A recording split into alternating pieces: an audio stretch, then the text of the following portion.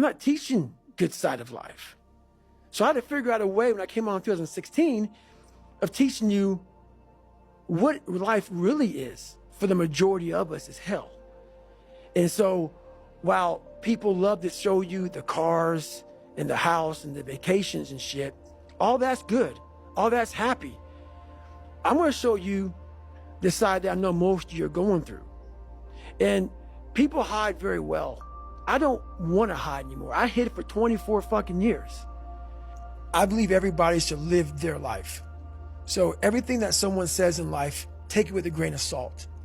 Take what they give and don't be like, oh, David Goggins said this or whoever said this. No, do not take what I say and do exactly what I say. In the room by themselves and they figure themselves out and say, God, this is gonna fucking suck. Where's passion when you're 300 pounds? Where's the motivation when you can't read and write? Where is it? So how did this happen? I just fucking did. I just did. I said, maybe at the end of this journey, there'll be something there for me. If not, I can read. If not, I'm 185 fucking pounds. At the end of the day, I asked myself one question: can I take one more step? And usually the answer is yes. So if you can answer that question and not take another step, that is real failure. That is real quitting. So a lot of people can take one more step, but they choose not to. I don't know if you can take 2 steps. You got to answer that question after you take the first step. But I can always take one more step. So if I choose not to, that's on me. And I got to live with that. There's no magic potion. There's no, oh, let me wake up and look at some shit. No, all those words are overused. They're bullshit. It's all bullshit. Just do. You're living. How do you want to live? How do you want to die? How do you want to fucking be remembered? That's it. That's it. Period. I'm thinking logically because I'm warm now. Mentally, I'm warm. I've taken that 1 second. Let's not quit yet, Goggins. Let's fucking think about your options. Where are you going to end up if you quit this shit? Where are you going to go? What are you going to say to yourself? Because you know you're going to get warm. The second you get out of this water, you can take a shower and you could be warm. And in 5 days, you could be out. So I start thinking logically. And what that looks like is unfun. That's why I said, do not do a documentary on me. Because people will not see the truth. They will see what they want to see. I don't want to live like that. Good. Good. And you will live exactly the way you live now, questioning who you are, wondering what is possible, wondering what you are capable of doing. That's how that looks. I calm my brain down because your brain just wants to get the fuck out. Ring the bell, put your helmet down, get warm, and then you're really fucked. And these are the things you have to think about in the 1 second decision. So that's what that's all about. It's about gaining control of your mind, putting things back in the proper perspective, and then saying, I really do want to be here. And I'm going to have a bunch of these 1 seconds through this 130-hour journey. And I have to learn to control these. Am I happy? I don't know. Never really thought about it. Don't really care about it. Because all I really cared about was when I looked in that fucking mirror, I saw a piece of shit. Happiness wasn't on the mirror at 16.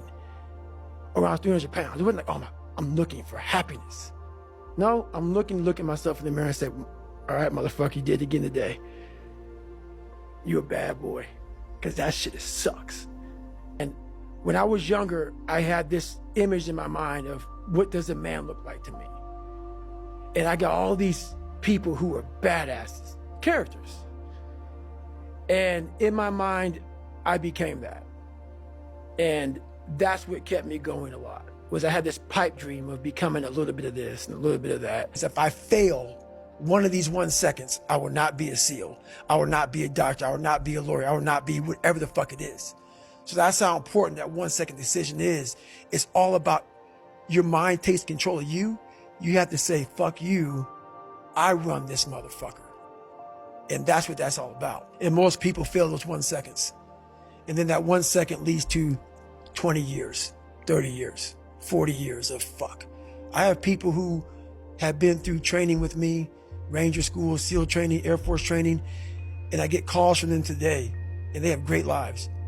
And all they talk about is how they failed in that one moment. Because when you have no parents raising you and you have no role models growing up, it's not daydreaming. You start to create a reality like, maybe I can be that.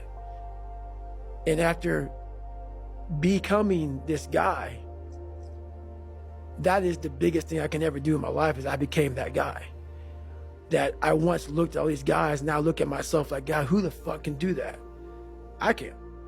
I can never put into words on what I built and the power that is within all of us. But you put it so like in a scientific way. Most people, like, for me, he's just crazy. That's why I don't like talking about it, man. I know I'm not crazy. I know what I had to do to get where I had to go. People look at it as crazy because they're people that just, if you can't imagine yourself doing something, the person that's doing it is crazy. And they can't even enjoy their life now because they're now warm. There's no more suffering. There's no more suffering for me either. And we're in the same boat now. But you're suffering, so we're not suffering, but you're thinking about what you could have been. I am exactly what I should have been. And that's where people start to lose it. Because now I realize that in that 1 second. I go through all that. I know how it's going to feel because I failed so many times before. Failure is the ultimate thing, man. I failed so many times before. That's why I don't look at failure anymore as failure. I look at it as my first, second, and third attempt. Like a fucking crowded garage. You can't put anything in it.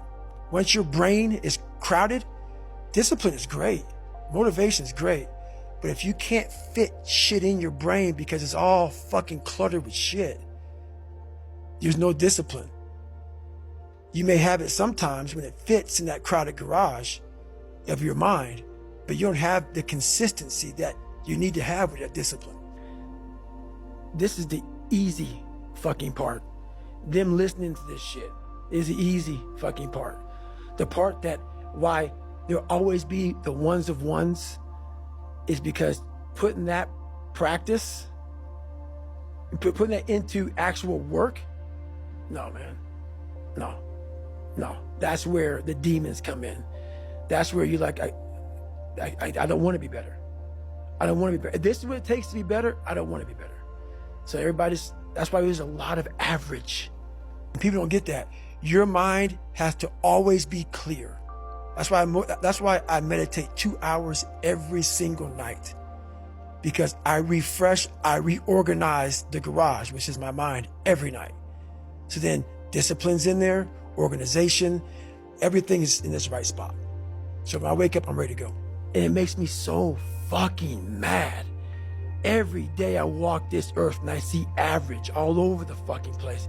And they want to ask me, how did you do it? I can't tell you how, because you're not going to do it. You're not going to do it. You're going to continue being out, because every day you wake up, like he says, it's not like get the coffee, make the pancakes, kiss the girl, kiss the kids. But basically is you're organizing your mind so you can put that discipline. So a lot of people talk about discipline. Okay, great. Why do you fall off the fucking wagon? Why can't I continue with this routine?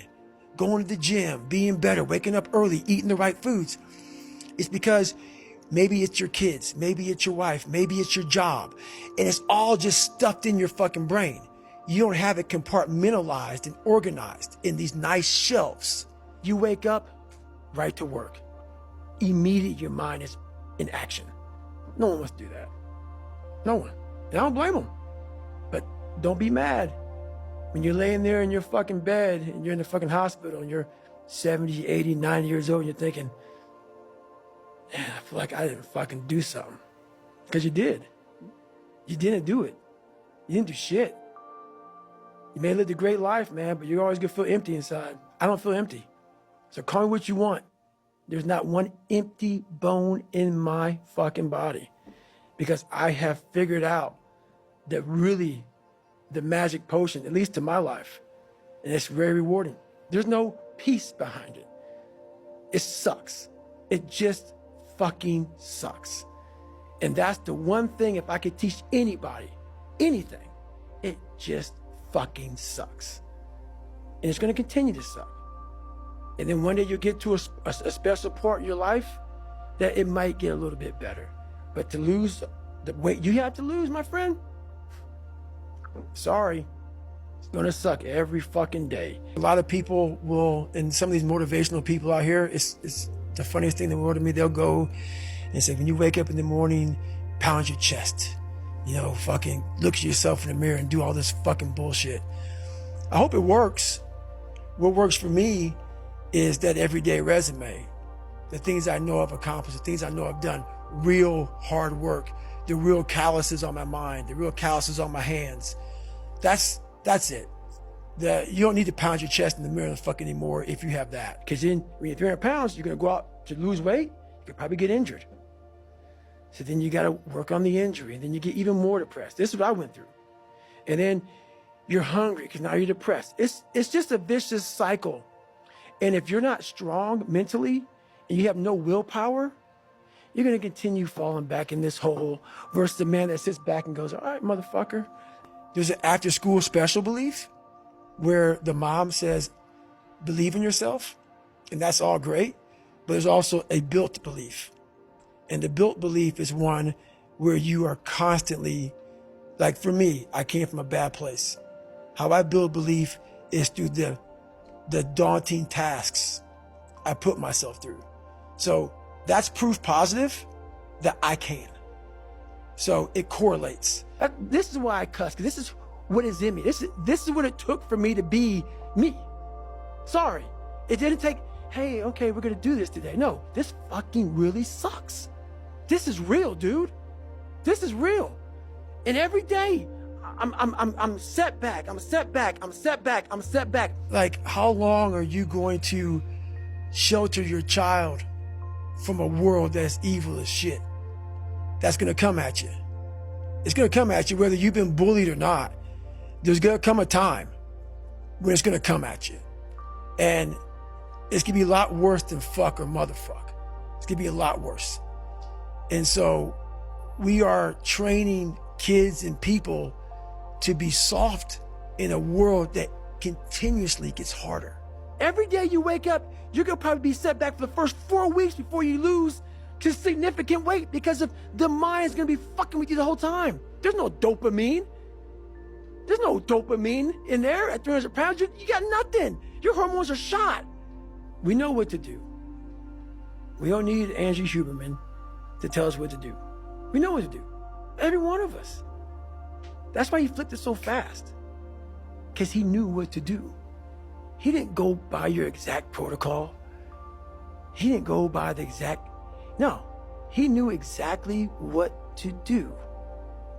And you just saying some shit to him, it woke something up. He knew what to do. And that's the thing that people need to get that. You know what to do, why aren't you doing it? What is necessary is you have to build a person that can withstand the pressures of whatever they're going to be dealing with in life. And we don't do that. I'm not trying to send a message of run 200 miles, be the baddest motherfucker in the world, but be tough. You better have a part about you that's tough, a part about you that can break down situations and get better. And break down situations very quickly within some trauma in your life, some devastation in your life, because it's going to come. The devastation, the trauma is going to come, and you can't allow that to become a Jersey barrier. It can't be a Jersey barrier. It has to be something that you can maneuver through very quickly and move forward. That takes a lot of toughness. Whatever I wanted to do, no one really knew the real me growing up because I never wanted anybody to know the real me. I was always afraid of what you might say or how you're going to feel or whatever. You got feelings. You have a life that you have to live. So it's important that whatever's on your mind, you let that person know. Therefore, you're giving them the option to be with you or not. This is who I am. If you don't like it, that's good, man. I got it. But this is David Goggins. So there's that honest conversation is very important, man. So everybody knows where they stand. That person may not be for you. That's all good.